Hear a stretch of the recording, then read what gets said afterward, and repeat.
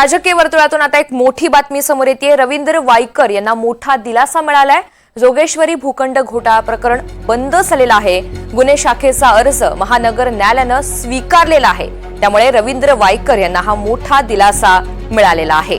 तर गेल्या काही दिवसांमध्ये जोगेश्वरी भूखंड घोटाळा प्रकरण हे चांगलंच गाजलेलं होतं। ते प्रकरण आता बंद झालंय। गुन्हे शाखेचा अर्ज महानगर न्यायालयानं स्वीकारलेला आहे आणि त्यामुळे वायकरांना हा मोठा दिलासा मानला जातोय। जुई जाधव आपल्याला अधिकची माहिती देतील। जुई, आपण पाहतोय वायकरांना मोठा दिलासा, या सगळ्या संदर्भात न्यायालयानं नेमकं काय म्हटलं?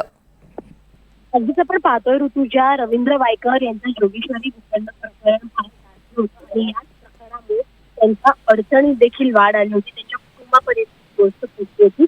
मात्र आता याच प्रकरणातून त्यांना मोठा दिलासा मिळाला आहे, कारण का हे जे जोगेश्वरी भूखंड घोटाळा होता ते आता प्रकरण बंद झाल्याची माहिती मिळते। गुन्हे शाखेने दाखल केलेला अहवाल गिरगाव महानगर दंडाधिकारी न्यायालयाने स्वीकारला असून मुंबईतील जोगेश्वरी येथील सुप्रीमो क्लबचा गैरवापर करून तिथे हॉटेल्स बांधताना माहिती लपवल्याचा आणि बनावट माहितीच्या आधारे महापालिकेकडून परवाना घेतल्याचा आरोप त्यांच्यावरती करण्यात आला होता।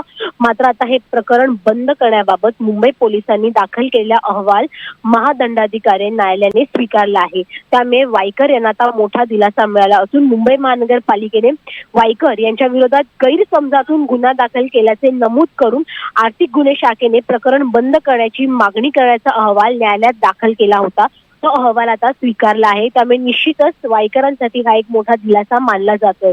ऋतुजा, निश्चित। जुई, धन्यवाद सविस्तर माहितीबद्दल।